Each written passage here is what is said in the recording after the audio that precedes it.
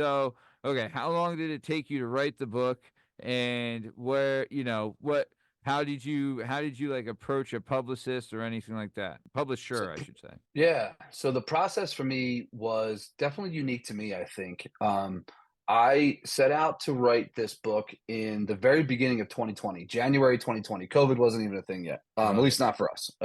So I set out to write, and guys, I'll tell you, man, if I could fill this, if I could put in this room I'm sitting in all the failed starts of books and projects that I had. If I printed them all out, I'd fill the room. It's just it's so many attempts. This one was one. Really? Oh yeah, yeah. I think a lot of authors will tell you something similar. Wait. You're saying you had so many like you're saying like 100 pages of something, and you're like, I can't Easy. do this, and you're like, this just isn't gonna work. I'm done. Right? And you're It like, or would you take that and be like, you know what? I like some of this, but I'm kind of lost here. I'm just gonna move on, take some of the things I like from this, and move on to something else. I think just like a basketball player has nights of practice and shooting hoops or Yeah. games lost in the regular season. Yeah. Yeah, I have projects that I didn't see through, and I learned a little bit about myself. I learned a little bit about my writing process every time. And what I realized was that if I was going to see a project through, if I was going to see this through all the way, I needed to be 100% committed from the beginning to the end and make that my number one priority. It's interesting Okay. because there's a couple schools of thought as far as writing is concerned. There's a lot of writers, and I also don't think there's one right way, but there's a lot of writers who will tell you to have I don't want to call it a passive relationship, but kind of a more easygoing relationship with their writing. They'll tell you, sometimes the inspiration's not there. Sometimes you just don't have it in you to write, and sometimes you just need to sit and read or go for a walk rather than write. And that does Yeah. work for some people. For me, I'm a very goal-driven person. I'm a very self-motivated person. I'm a very competitive person. So for me, it was like I had that voice in my head that said, "You're going to start this, and you're going to go, and you're going to Yeah. go, and you're going to Yeah. go, and that's it. You're not going to do anything else until you're done." So I Yeah. wrote the rough draft to this story between the 1st of January of 2020 and I think the day I wrote the last word in the rough draft was like March 12th. So 2.5 months I wrote this book. And to kind of give you an idea, it's a decent sized book. It's 400 some pages.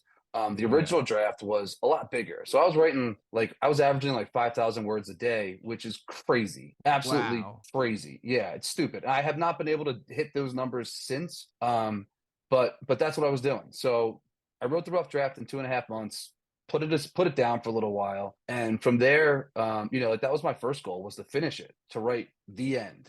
I did that, and then my goal from there was, all right, I finished this.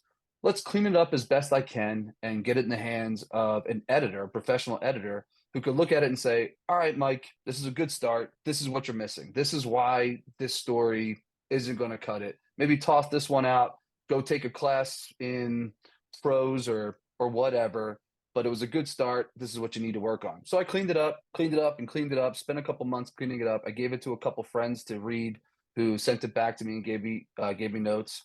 Shout out to Pam, Sam, and Adam. You guys are awesome. They gave me some notes. I cleaned it up from there. Sent it to a professional editor, and he did. He gave me some notes. He said, "Mike, this is an issue. You might want to look into this." But at the end of it, he said, "Mike, this is a good story and it deserves to be published."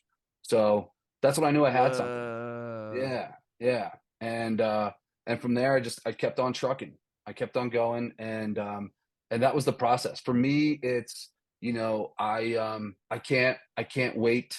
I can't sit around and wait to be motivated.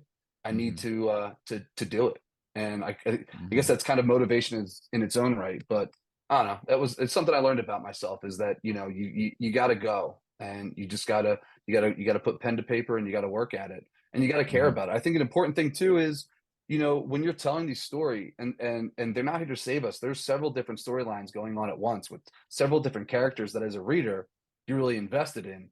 And Yeah. to really kind of have your finger on that pulse, you need to be on it. You can't be taking weeks off or even days off away from this story, because you're gonna have to come back and, okay, where was I and where was this character and what kind of Oh, mood is this yeah. person in? You got to be Yeah. invested. You have to really be kind of living and breathing the story. And for me, as far as my writing has gone, that's the only way that I find that works. Yeah. Dude, that's incredible.